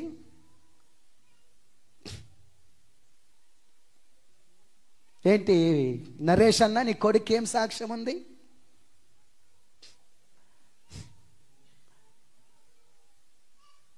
ఏంటక్క రూతమ్మక్క ఏం సాక్ష్యం ఉంది నీ కొడుక్కి?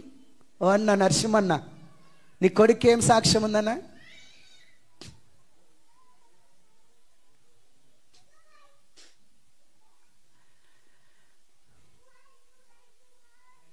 మోషే దేవుని స్థానములో ఉన్నాడు. ఫరోకు దేవుడై ఉన్నాడు. ఏంటండి? ఈ ఫరోకు దేవుడై ఉన్న మోషే యొకేబేదు కొడుకుని అట్లా పెంచింది. మాట్లాడాలి. పేరుకు దాదియే గాని కొడుకునట్లాగా పెంచింది. గేమ బల చెప్తున్నట్టుంది. నీ కొడుకు ఏం పేరుందో?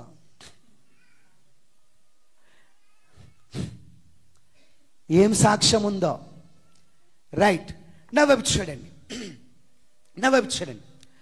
ఇప్పుడు అహరోనును దేవుడు ఎట్లా నిర్ణయించినాడు? ప్రవక్తగా. ఏంటి చెప్పండి? అంటే ఇశ్రాయేలు ప్రజలు 430 సంవత్సరాలు బానిసత్వములో ఉండి అక్కడి నుంచి బయటకు వస్తున్న సమయంలో ఫరో రాజుకు ప్రవక్తగా నియమించబడినది ఎవరు? అహరోన్. ఏంటండి? మాట్లాడాలండి. ఫరో రాజుకు ప్రవక్తగా నియమించబడింది ఎవరు? ఈ అహరోన్ ఎవరి కొడుకు? ఏంటండి? యొకేబేదు కొడుకు. అసలు ఎట్లా పెంచిందండి ఆమె? ఏంటండి ఆమెలో ఉన్న చురుకుతనము? ఏంటండి ఆమెలో ఉన్న అభిషేకము? ఏంటండి ఆమెలో ఉన్న నడిపింపు? ఏంటండి ఆమెలో ఉన్న జ్ఞానము? ఏంటండి ఆమెలో ఉన్న జ్ఞానం ఏంటి? దేవునికి మహిమ కలుగునుగాక. హల్లెలూయా. నా మాట వినండి. ఇప్పుడు అహరోను ప్రవక్తగా అన్నాడు. ఎక్కడ మాట్లాడాలి బ్రదర్? ప్రవక్త అన్నాడా? ఇప్పుడు నిర్గమకాండం 15వ అధ్యాయం 20వ వచనములో మిరియాము ఏమైంది? ప్రవక్తి.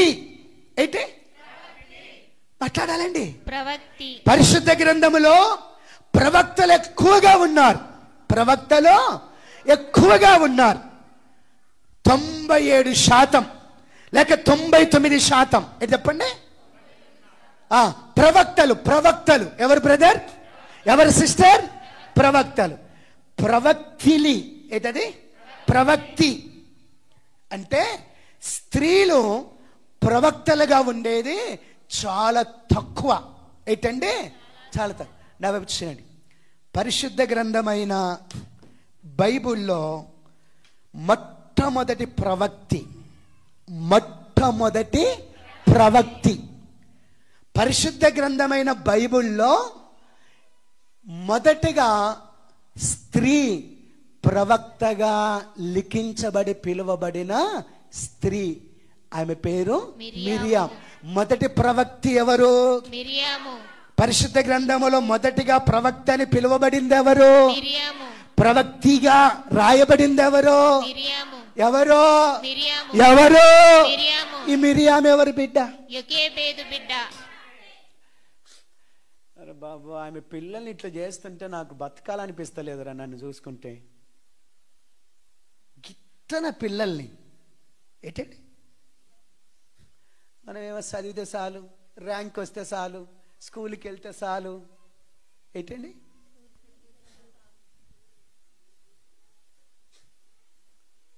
ఇంకా చదివినోడు భూమి మీద బ్రతికినట్టు, చదువు లేనోడు అసలు భూమి మీద బతకలేనట్టు. ఏంటండి, అరే చదువు అవసరమే, కానీ అదే బ్రతుకు కాదు కదా.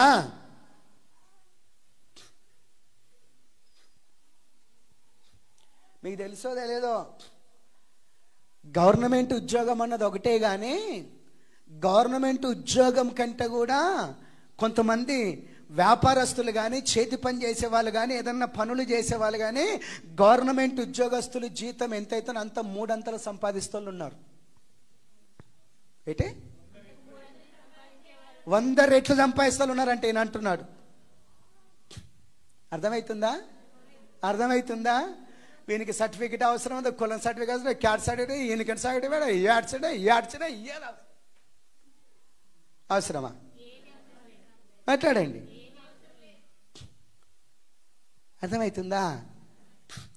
అంటే ఈ చదువు అనే దాని మీద పడి, గవర్నమెంట్ ఉద్యోగాలు దాని పడి, చదువు అవసరమే, ఉద్యోగం దేవుడిస్తే ఉద్యోగం కూడా అవసరమే, దాని మీద పడి దేవునిలో మీ పిల్లల స్థాయిని మీరు కోల్పోతున్నారు. దేవునిలో మీ పిల్లల స్థితిని మీరు కోల్పోతున్నారు. దేవుని చిత్తములో మీ పిల్లలు ఏమై ఉండాలో అది మీరు కోల్పోతున్నారు. చదువు ఒక హక్కు అంటే అవసరం అంటే కదా సరిపోద్దేమో. హక్కు అనే దాని బదులు అవసరం. చదువు అవసరం. ఏంటండి, చదువు అవసరం, కానీ అదే జీవితం కాదు. Education is need, not education is life. 2 చేతులు ఎత్తుదాం. హల్లెలూయా. అర్థమవుతుందా? యోకేబేదు కొడుకు మోషే ఎక్కడ ఏ స్థాయికి వెళ్ళిపోయినాడు? దేవుని స్థాయిలోకి వెళ్ళిపోయినాడు. యోకేబేదు యొక్క ఇంకో కొడుకు అహరోన్ ఎక్కడికి వెళ్ళిపోయినాడు? ప్రవక్త స్థాయికి వెళ్ళిపోయినాడు. యోకేబేదు యొక్క ఇంకొక కూతురు ఎక్కడికి వెళ్ళిపోయింది? పరిశుద్ధ గ్రంథములో మొదటి ప్రవక్తి. పరిశుద్ధ గ్రంథంలో మొదటి ప్రవక్తి ఎవరి అమ్మాయి?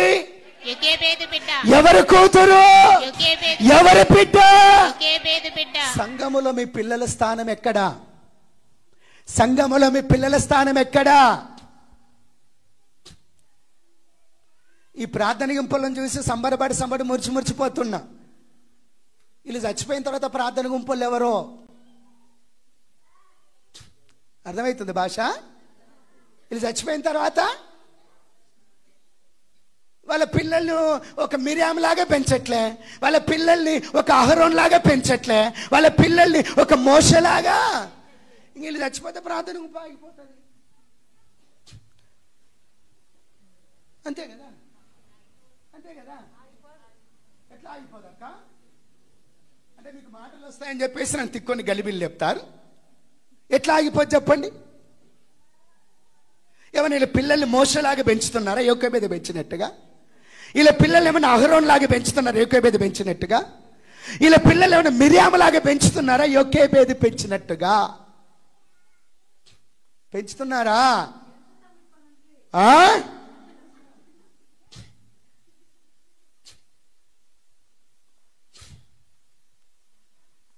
ఈ సంగతులు మీకు అర్థమైతే ఎంత బాగుండును. ఈ విషయాలు మీకు అర్థమైతే ఎంత బాగుండునో. సంఘములో యొకేబేదు లాంటి తండ్రి కావాలి, యొకేబేదు లాంటి తల్లి కావాలి, అమ్రాము లాంటి తండ్రి కావాలి, అమ్రాము లాంటి తల్లి కావాలి. అమ్రాము యొకేబేదు భార్య భర్తలు. ఏంటి ఇప్పుడు యొకేబేదు తన పిల్లలు ఇట్లా పెంచుతా ఉందంటే అమ్రాము సహకారం అందించాడా? సపోర్ట్ చేయడా బ్రదర్? మాట్లాడాలండి. మీ పిల్లల స్థితి ఏంటి? మీ పిల్లల అనుభవాలు ఏంటి? పోయిన వారం ఒక సాక్ష్యం చెప్పినా కదా, ఆత్మకూరులో ఆర్టీసీ బస్సు డిపో మేనేజర్ గారు ఉన్నారు. ఆయన పేరు వినయ్ కుమార్. 2 కొడుకులు ఉన్నారు. ఒక కొడుకు అమెరికాలో చదువుతున్నాడు, కొడుకు కోయంబత్తూరు కారుణ్య ఇన్స్టిట్యూట్లో చదువుతున్నాడు. ఆ పిల్లలు ఇప్పటికీ వాళ్ళ నాయన ఏది చెప్పితే అది చేస్తారంట, వాళ్ళ నాయన ఏది వద్దంటే అది మానేస్తారంట. ఎందుకు మానేయాలి డాడీ అని అడగరంట, ఎందుకు చేయాలి డాడీ అని అడగరంట. నాన్న చెప్పింది కాబట్టి రైటే ఉంటుంది చేద్దాం పద అంటారంట. అంతే. ఇక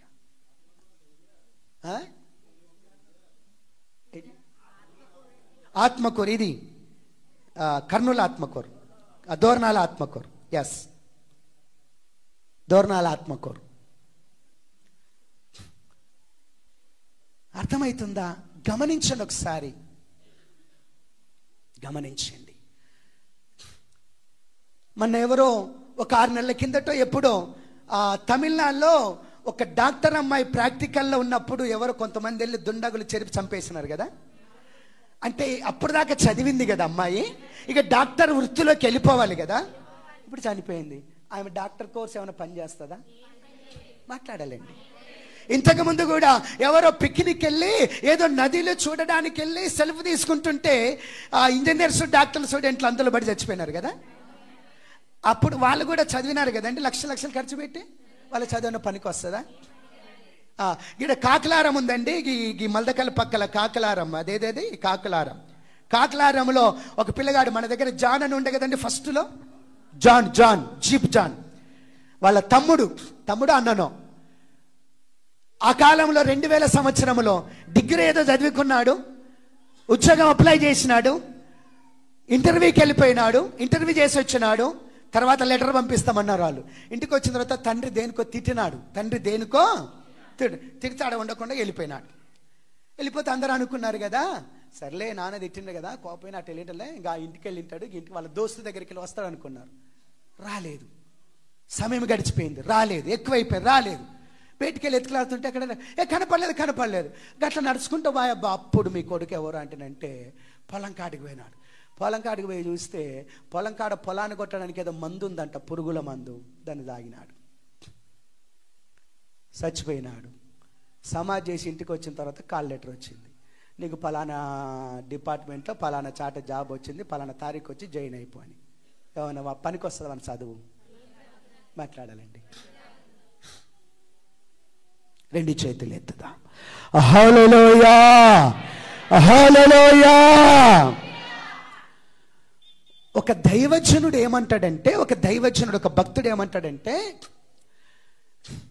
యొకేబేదు అమ్రాము లాంటి తల్లిదండ్రులు ప్రపంచంలో ఇంకెవ్వరు లేరు అంటాడు ఆయన. ఏంటి? యొకేబేదు అమ్రామ్ వీళ్ళిద్దరు తల్లిదండ్రులు కదా. వీళ్ళంతా శ్రేష్టమైన తల్లిదండ్రులు, వీళ్ళంతా ధన్యకరమైన తల్లిదండ్రులు, వీళ్ళంతా ఇదిగో ఆత్మ సంబంధ తల్లిదండ్రులు ప్రపంచంలోనే లేరంటాడు ఆయన. ఏమంటే చెప్పండి, లేరంటారు. నవవిచ్చుడండి. ఆది కాండము నుంచి ద్వితీయోపదేశ కాండం వరకు బైబుల్ రాసింది మోషే. ఇటీ అంటే బైబుల్ మొట్టమొదటిసారి రాయడం మొదలు పెట్టింది ఎవరు?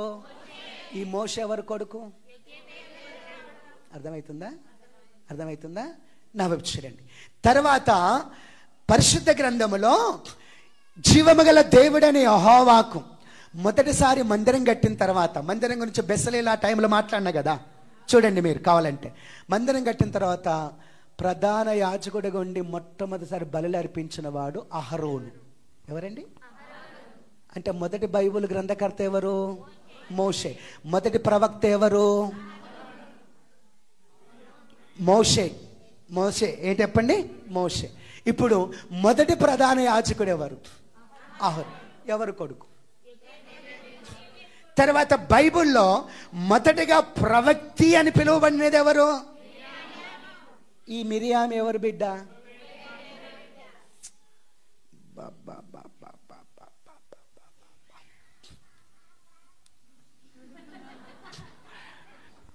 దేవునికి మహిమ కలుగునుగాక. నడిపింపు అభిషేకం అక్కడ కదులుతుంది. మళ్ళీ మీరేమో మొద్దులాగా ఉన్నారు. నడిపింపు అభిషేకం నా వైపు చూడాలి. మోషే ప్రవక్త ప్రవక్త ప్రవక్త ప్రవక్త అనే మాటలు బైబిల్లో ఎన్నో ఉన్నాయి. ఏంటండి? యేసుక్రీస్తు ప్రవక్త అయి ఉన్నాడు. ఏంటండి? అంటే ఇప్పుడు మోషే ఎవరి స్థానములో ఉన్నాడు? యేసుక్రీస్తు స్థానములో ఉన్నాడు. ఈ మోషే యోకేబేదు కొడుకు. రైట్. నా వైపు చూడండి. ఇప్పుడు అహరోను ప్రధాన యాజకుడు. ఏంటండి? మన ప్రభుని యేసుక్రీస్తు ఎవరు? మన ప్రధాన. అంటే ఇప్పుడు అహరోను ఎవరి స్థానంలో ఉన్నాడు? ఈ అహరోను ఎవరి కొడుకు? తర్వాత మిరియాము బైబిల్లో మొదటి ప్రవక్తి, ఆ స్థానంలో ఉంది. చెప్పండి. అంటే యేసుక్రీస్తు ప్రవక్త, ఈమె ప్రవక్తి. ఈమె కూడా ఆయన స్థానంలో ఉన్నట్టే కదా. ఎవరి బిడ్డ? అసలు యోకేబేదు ఎట్లా నేర్పించిందో, ఎట్లా తయారు చేసిందో, ఎట్లా సిద్ధపరిచిందో, ఎట్లా నిలబెట్టిందో, ఎట్లా భయం చెప్పిందో, ఎట్లా క్రమపరిచిందో, ఎట్లా తీసుకొచ్చి దేవుని దగ్గర అట్లాగా నాకు అర్థమే కావట్లే.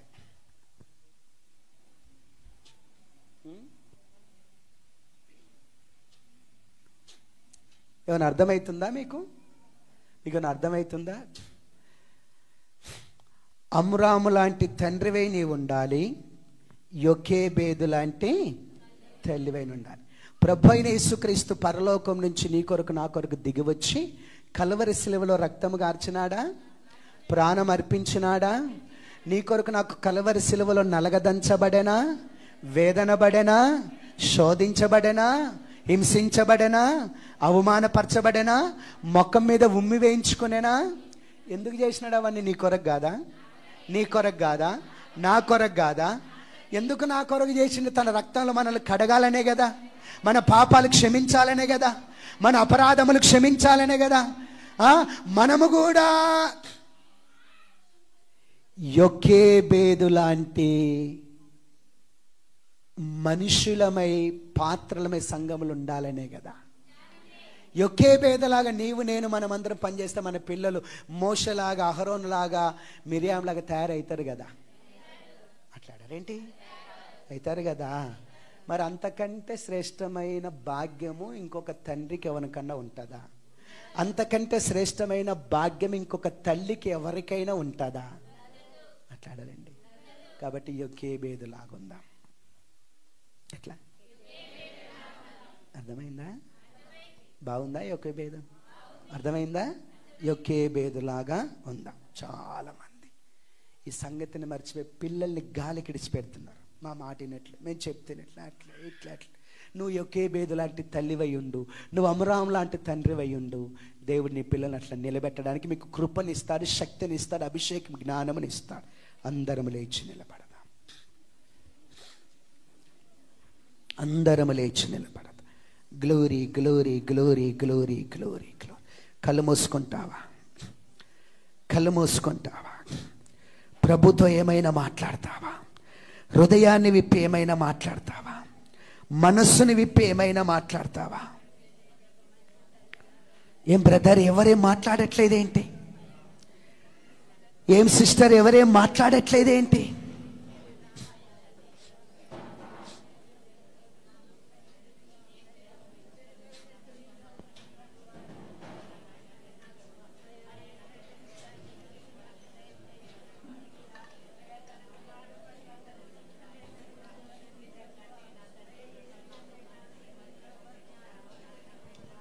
బ్రదర్స్ కొంచెం ఒప్పుకోవాలి.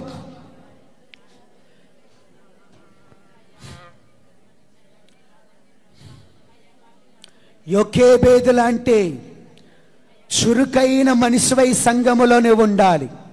బ్రదర్ సిస్టర్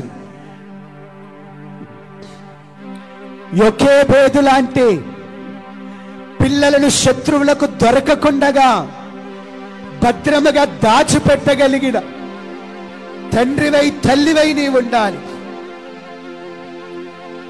యొకేబేదు లాంటి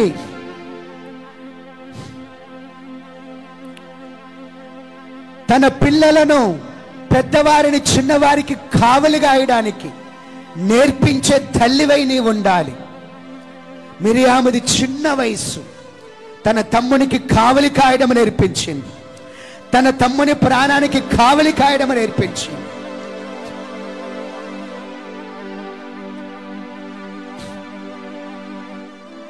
అసలు సంఘములోని ఎలాంటి తండ్రివి, అసలు సంఘములోని ఎలాంటి తల్లివి.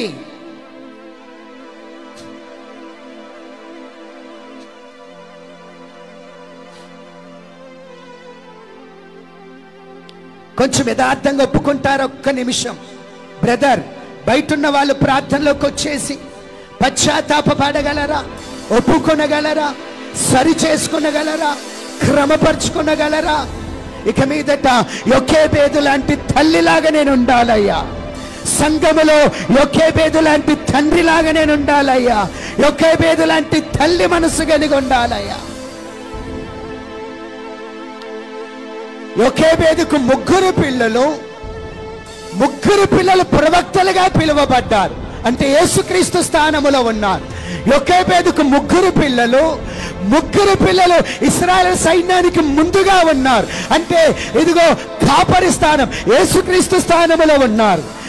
యొకేబేదుకు ముగ్గురు పిల్లలు ప్రజలకు నేర్పించే స్థానములో ఉన్నారు.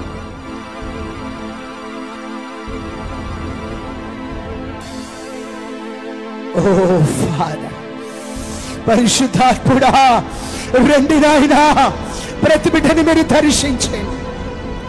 యొకేబేదులో ఉన్న ఆ గుణ లక్షణాలను ప్రతి బిడ్డకు గ్రహింపులోకి తీసుకురండి, నడిపింపులోకి తీసుకురండి.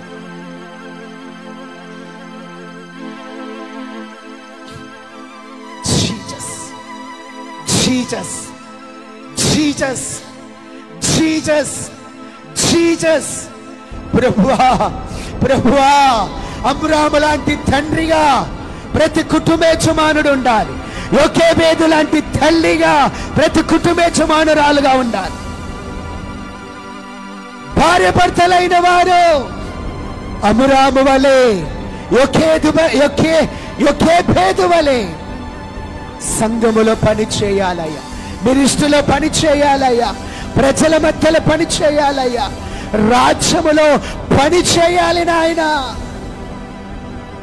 ప్రేరేపించబడిన వారు ఎవరైనా షార్ట్ గా ఒక ప్రేయర్ చేస్తుండగా మనమందరం ఏకీభించుదాం. ప్రార్థన. స్తోత్రములు పరిశుద్ధుడా పరమ తండ్రి, ఏకీభించాలి. ఎవరైతే చూడకూడదు, బయటున్న ప్రార్థనలు ఏకీభించాలి. నాతో మాతో మీరు మాట్లాడిన ప్రతి మాటను బట్టి నీ స్తోత్రములు చెల్లించుకుంటున్నాను ప్రభువా. అయ్యా నిజముగా ప్రభువా యొకేబేదు యొక్క నాయన గుణగణాలను లక్షణాలను ప్రభువా అయ్యా మీరు మాకు వివరించిన విధానాన్ని బట్టి నీ స్తోత్రములు నాయన. అయ్యా యొకేబేదు ప్రభువా అది చురుకైనదంట ప్రభువా, గొప్ప మొదటి ప్రధాన యాజకుడు అహరోను, మొదటి ప్రవక్త మిరియాము, వీళ్ళు యొకేబేదు పిల్లలు. అయ్యా యొకేబేదు ప్రభువా అయ్యా తన పిల్లలను ప్రభువా శత్రువుల చేతికి చిక్కికుండా ప్రభువా అయ్యా దాచిపెట్టగలిగిందంట ప్రభువా. అయ్యా మేము కూడా అలా ప్రభువా శత్రువుల చేతికి మా బిడ్డలు చిక్కకుండా ప్రభువా అయ్యా దాచిపెట్టగలిగినటువంటి శ్రేష్టమైన అనుభవంలోనికి మీరు మమ్మల్ని నడిపించండి ప్రభువా. అయ్యా నిజముగా అపవాది ఎవరిని మృంగుదనా అని ప్రభువా ఆడు వెతుకుతూ తిరుగుచున్నాడు కాబట్టి ప్రభువా వాడి చేతికి మా బిడ్డలు చిక్కకుండా ప్రభువా యొకేబేదు వలె మేము దాచిపెట్టగలిగినటువంటి శ్రేష్టమైన అనుభవంలోనికి ప్రభువా అయ్యా నన్ను మమ్మల్ని మీరు నడిపించమని ప్రార్థిస్తున్నామయ్యా. అయ్యా యొకేబేదు తన కుమార్తెకు ప్రభువా అయ్యా కావలి కాసే అనుభవం నేర్పించింది ప్రభువా. అయ్యా నిజముగా మా పిల్లలకు కూడా ప్రభువా అలా నేర్పించడానికి మీరు సహాయం చేయండి అయ్యా. సంఘానికి సంఘ కుటుంబాలన్నిటికీ కూడా ప్రభువా అయ్యా కావలి వారిగా మా బిడ్డలు ఉండాలి ప్రభువా. అలాంటి శ్రేష్టమైన స్థితిలో ప్రభువా అయ్యా యొకేబేదు వలె మా పిల్లలను పెంచడానికి మీరు సహాయం చేయండి నాయన.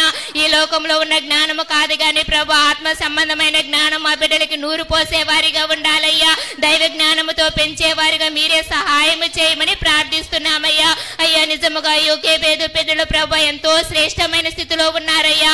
అయ్యా మోసే అయితే ప్రభా మొదటిగా ధర్మశాస్త్రాన్ని రాసిన వాడిగా ఉన్నాడయ్యా. అహరోన్ అయితే నాయన మొదటి ప్రధాన యాజకుడిగా ఉన్నాడయ్యా. అయ్యా మిరియాం అయితే మొదటి ప్రవక్తిగా ఉన్నది నాయన. అయ్యా నిజముగా పరిశుద్ధ గ్రంథంలో మొదటి వారిగా ఉండడం అది ఎంతో శ్రేష్టమైన స్థానము నాయన. అది ఎంతో ఉన్నతమైన స్థానము కాబట్టి నాయన మా పిల్లలు కూడా సంఘంలో నీ పని చేసే విషయంలో పరిచర్య చేసే విషయంలో నాయన అయ్యా మొదటి వారిగా పెంచేవారిగా మమ్మల్ని తయారు చేయమని ప్రార్థిస్తున్నామయ్యా. అయ్యా మా బిడ్డలను అలా సిద్ధపరచడానికి అలా పెంచడానికి ప్రభువా మీరే మాకు సహాయం చేయమని ప్రార్థిస్తున్నామయ్యా. బ్రతికినంత కాలము కూడా మా బిడ్డలు ప్రభువా నీకు సాక్షులుగా నీకు పాత్రలుగా వాడబడగలిగినట్లు నాయన దైవ జ్ఞానంతో పెంచడానికి మీరు కృప చూపించమని ప్రార్థిస్తున్నామయ్యా. అయ్యా ఈ సమయమందు విత్తబడిన వాక్యము నాలో మాలో ఫలింపచేసి నీ నామానికి మహిమ తెచ్చుకోమని నజరేయుడైన యేసు నామములో అడిగి వేడుకొని పొందుకుని ఉన్న మా పరమ తండ్రి.